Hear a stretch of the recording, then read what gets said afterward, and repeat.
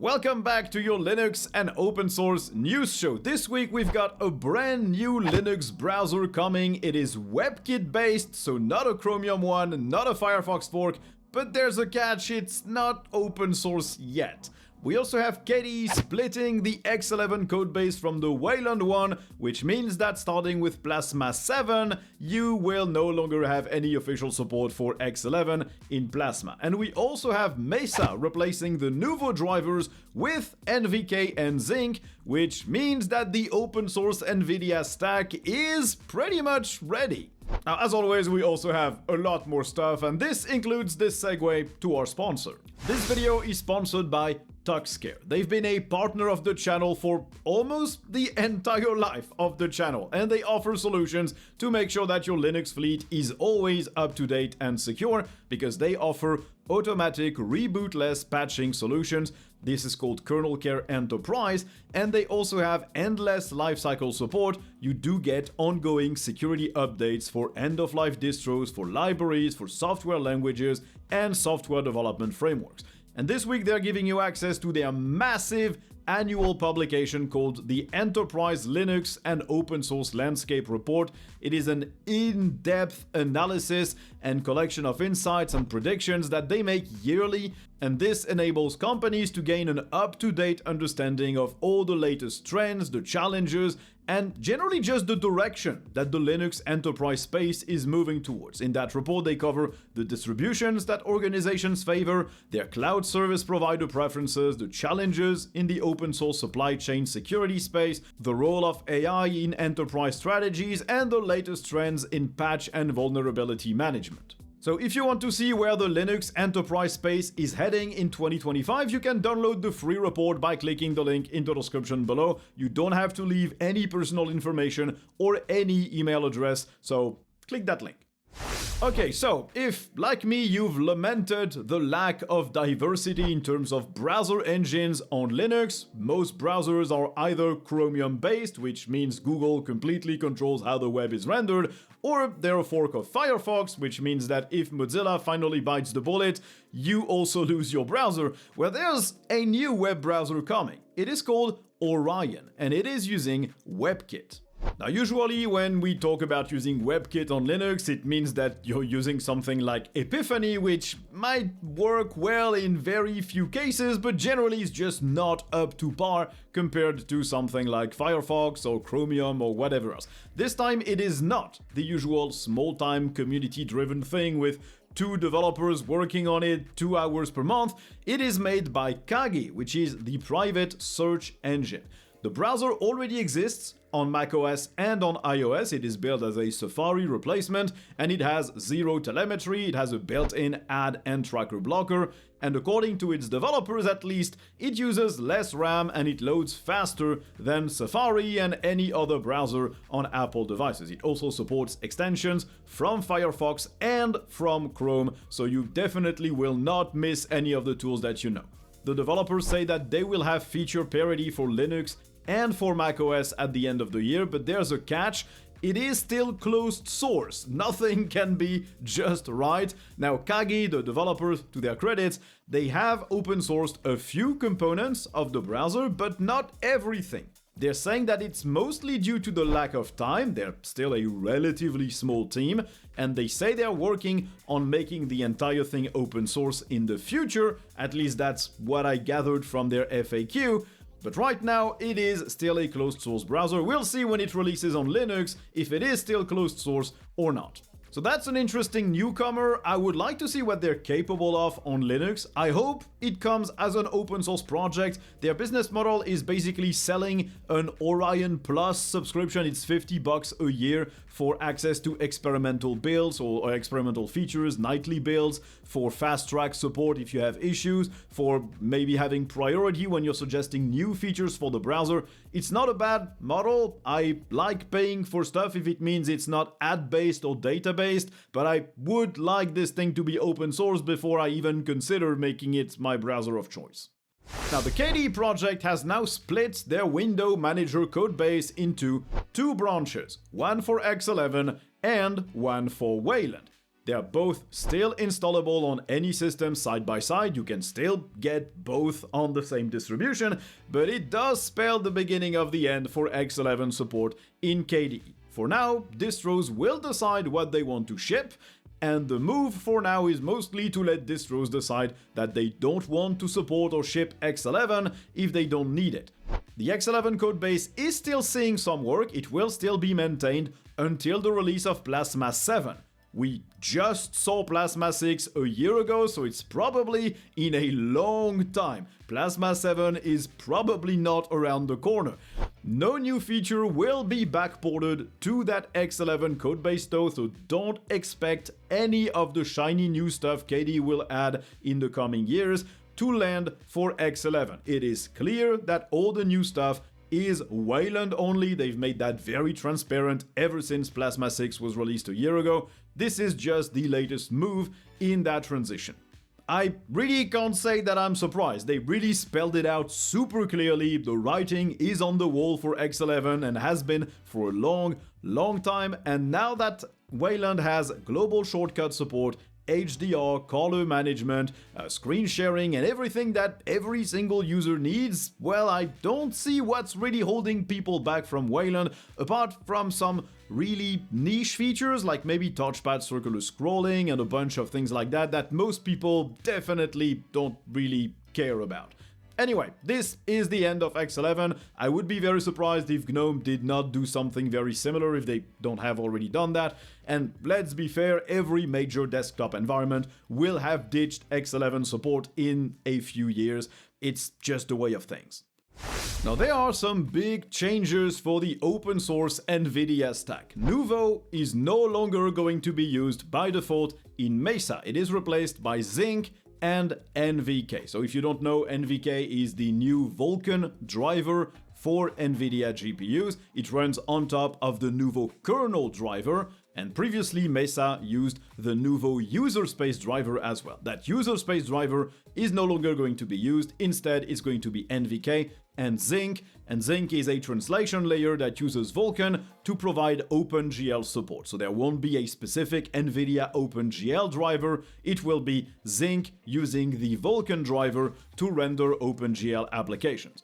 So starting with Mesa 25.1, NVK will be the default only for Turing-based GPUs and later, so RTX 20 series and GTX 1600 series and anything newer. Nouveau will still provide support for the older cards. As time goes on, NVK will get support for those older GPUs, namely the GeForce 600 and 700 series. Everything in the middle that can't be supported by NVK or is out of scope will still have the current level of support that it enjoys with the Nouveau user space drivers.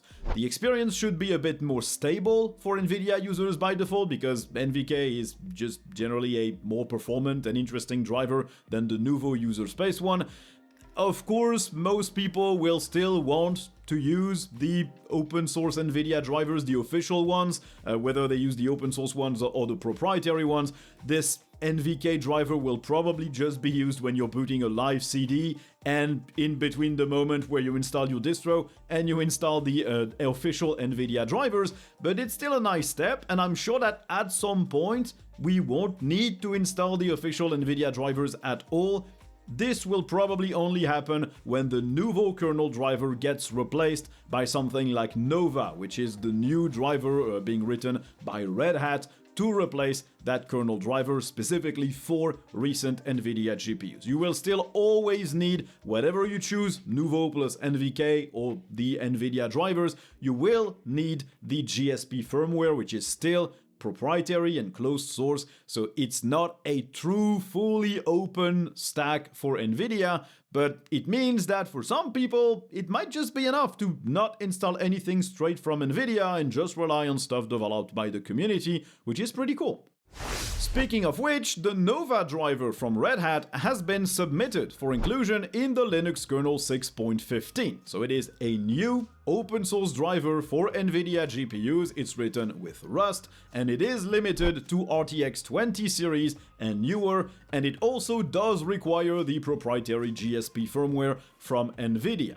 But it should offer much better performance and much better support for recent NVIDIA GPUs than what the current Nouveau driver offers in the kernel, because, well, it's written specifically for these new GPUs, it doesn't have to support the older ones. Now, if this Nova driver is in fact added into the kernel, this would be one of, if not the first Rust-based graphics driver making its way into the mainline kernel, so that's pretty cool.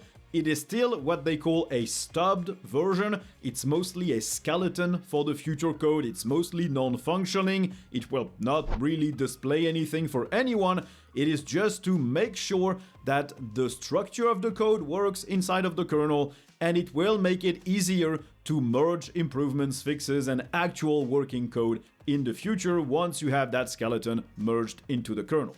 So in combination with the new Mesa drivers relying on NVK, when we have the Nova code ready and working, not just the skeleton that is being merged right now, it means that we can probably, in a lot of cases, ditch the official NVIDIA drivers, and so you don't have anything to install on top of the distro to recompile with a kernel update, so the experience will probably be a lot more stable. For pure performance or compute work though, you probably still want to install the official NVIDIA drivers.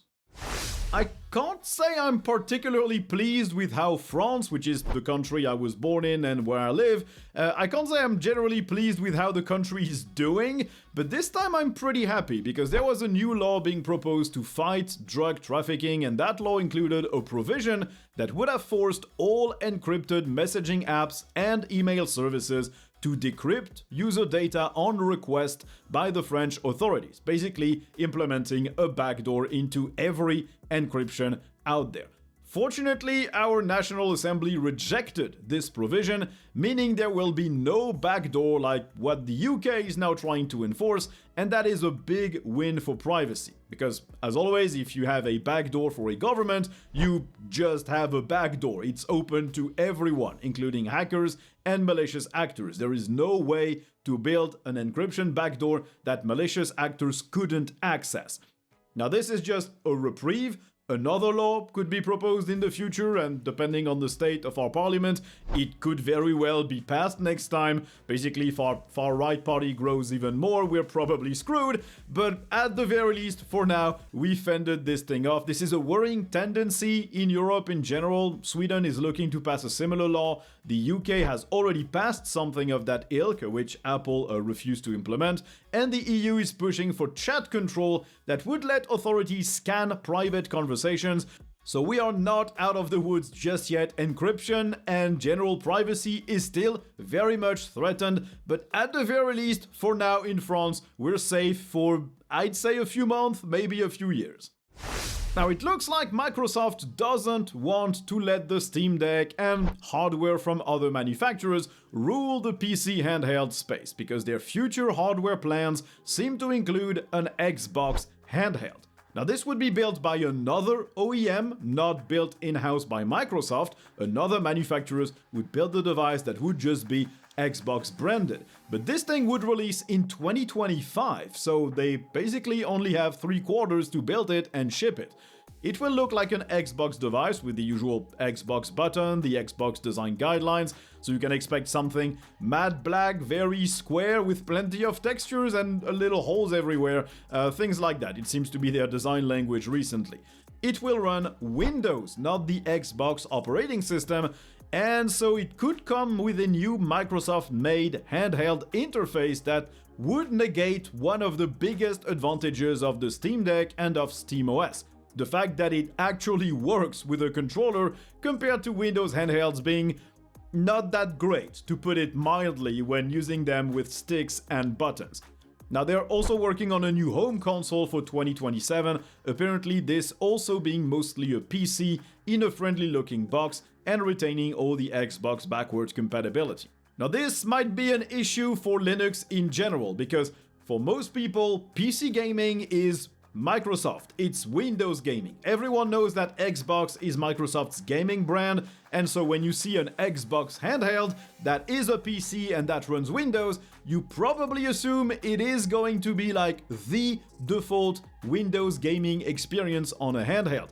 And currently the only big advantages that the Steam Deck has, or any SteamOS based device has, is the fact that the device is way more optimized. Generally, the operating system uses a lot less resources than Windows would on the same hardware, and also the interface is very well optimized.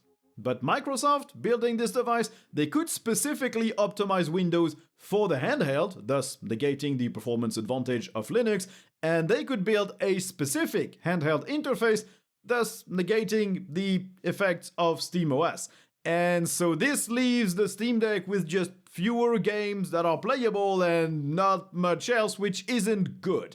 So this could be a real threat to at least the Steam Deck, and since Linux gaming is basically propped up by the Steam Deck, if the Steam Deck fails, Linux gaming fails with it. So hopefully Microsoft messes things up and their handheld is terrible because, well, they've been known for not being very good at making consoles anyway.